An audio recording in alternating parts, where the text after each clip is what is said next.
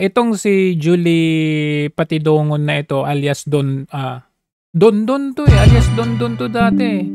Bakit ngayon alias Totoy na?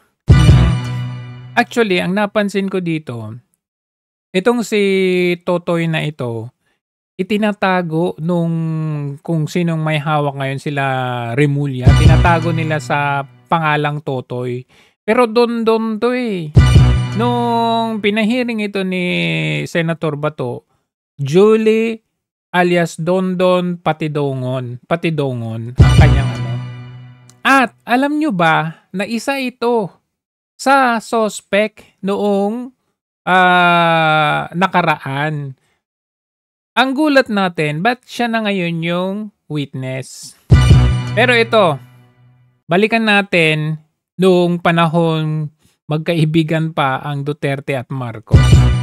Halos walang action ang ginagawa ang DOJ na si Remulla. Actually, dinismiss pa nga niya yung kaso nung 6 na nahuli. Ito, tingnan ninyo. Ito yung hinaing ng mga kapamilyang nawawalang sabongero. Dismayado ang kaanak ng ilang nawawalang sabongero dahil hindi umano inaaksyonan ang mga tip kung nasaan ang ilang suspect. Ito, 2 years ago ito Hanap ang anak na si Wala pa masyadong ang Duterte at Marcos. Joseph, isa sa 6 na sabongerong nawala sa Manila Arena noong January 2021. Talagang naniniwala kami sa information yun lang ibinibigay. At yung information na yan na ibinabato namin sa mga kinaukulan.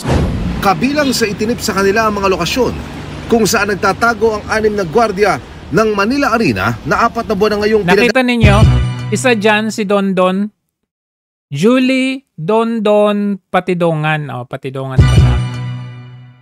Bakit ngayon, itong si alias Totoy na ngayon dati Don. Gusto nilang itago ito. Di ba, tinakpan yung mukha. Yung nagsalita kahapon, tinakpan nila yung mukha.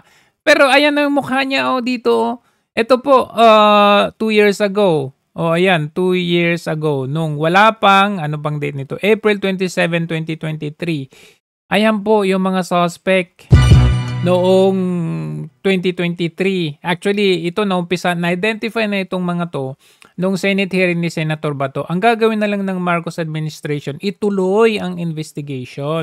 Pero at this point in time, 2 years ago, okay ba yung Duterte at Marcos dito?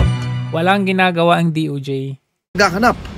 Kumbinsido raw silang pwedeng trabahuhin ng tip dahil tugma ito sa tip ng ibang nagmamalasakit na impormante. Pero kahit ibinato ito sa pulis ay wala ring nangyayari. Bakit parang mahina ang kanilang intelligence network na hindi nila mahuli yung mga salarin na yan? Samantalang sabi nila nung una, ilabas lang yung warrant of arrest. Talagang sususugin nila, hahanapin nila to seek justice dito sa kaso na to. Kaya si Aling Lina, inirekta na sa kataas-taasan ang kanilang panawagan para huwag sanang mabaon sa limot ang ipinaglalaban. Sana nga yung matulungan kami ng bagong PNP chief, Pangulong Bongbong, na sana naman matulungan niya nila kami. Dahil ang tagal-tagal na rin po 1 taon na, dapat na buwan na. Sino man yung involved na investigating body dito sa aming kaso, sana mautusan niya. Sabay yung background nila, mga manok. Na ipurso ang paghahanap dito sa mga wanted na to. Sinisika pa naming hinga ng tugon ng palasyo at PNP sa panawagan ng mag-asawa. Sabi ni Justice Secretary, nakita ninyo walang tugon ng palasyo. Wala man lang salita ang palasyo. Pero nakita nyo, pansin nyo ngayon, yung ngayon pansin ninyo ngayon, kahit si Bongbong Marcos nagsasalita na. Alam na this. Ito, hinuli nila. Matapos paligiran ng isang compound sa isang subdivision, nahuli na dito si sa Parañaque, Patidongan. tuluyan itong napasok ng mga otoridad. Naabutan sa loob ng bahay ang isang lalaki, isang babae at isang bata. At nang akyatin ang ikalawang palapag, doon na nahuli ang isa sa mga target ng operasyon na si Julie Patidongan alias Don. Di ba alias Don noon? Ba't alias Totoy ngayon? Kasi gusto nilang itago.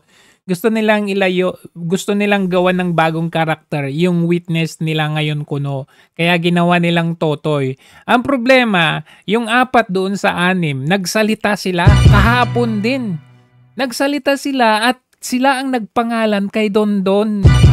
Kaya booking na ito, na itong Totoy na ito. Ito pala yung 6 na nahuli noong 2023. Sa isa pang bagay, sa hindi kalayuan naman nahuli ang 5 pang target na sina Mark Carlos Zabala, Virgilio Pilar Bayog, Roberto Matiliano Jr., Claire Codilla at John Reconciliacion. Silang 6 ang itinuturong nasa likod ng pagdukot umano sa 6 na sabungero sa Manila Arena noong pang nakarang taon. Ayon sa PNP, 2 buwan nilang minanmanan. O, diba?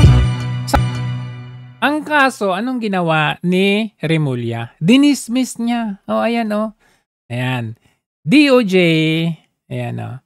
2023, DOJ panel junks kidnapping rap on missing sabungero. Sino yung mga dinismiss nila?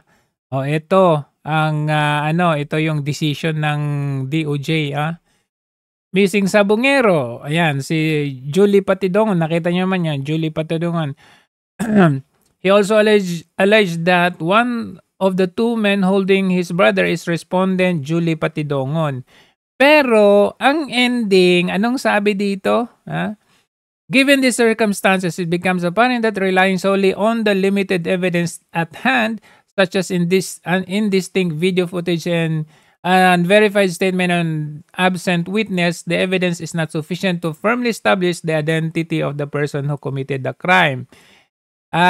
Kaya, anong ginawa nila? Dinismiss nila. Justice Secretary Crispin Remulla clarified that the dismissal of complaint is not yet final. Pero, dinismiss niya. Ang tanong, kung dinismiss mo pala ang kaso na ito noong 2023, involved dito si alias Totoy na yan, bakit mo ngayon ginagawa na parang siya yung star witness sa kaso na ito? Diba very big question yon, Mr. Boying Remulla? At nakapagtataka, pati na yung presidente ngayon ay nagbibigay na rin ng pahayag. Isa nang na-identify or nabanggit ni Atong Ang under oath doon sa Senate hearing ni Senator Bato, nasabi niya doon at na-identify niya dito na siya po 2019 pa lang ay may operasyon na laban sa kanya para siya ay pabagsakin.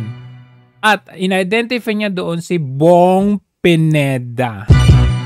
Ang tanong ngayon, bakit nakatutok lang kay Atong Ang? Bakit hindi ninyo rin imbestigahan yung Bong Pineda na yan? O, diba? Bakit protektado itong Bong Pineda na ito?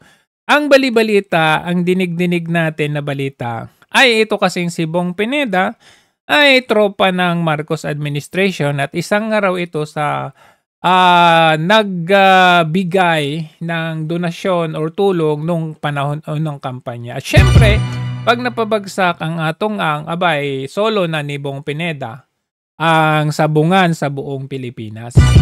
At nakita na natin yan, una nilang ipinabagsak ay yung si Kong Tevez. Kasi, kalaban din, kakompetensya din ni Bong Pineda.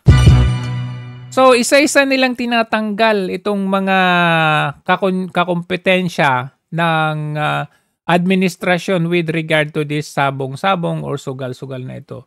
Kasi kita nyo naman, napakalinaw, 2023, dinismiss na ni DOJ.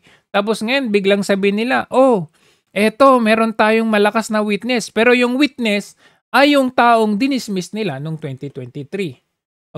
Questionable, di ba?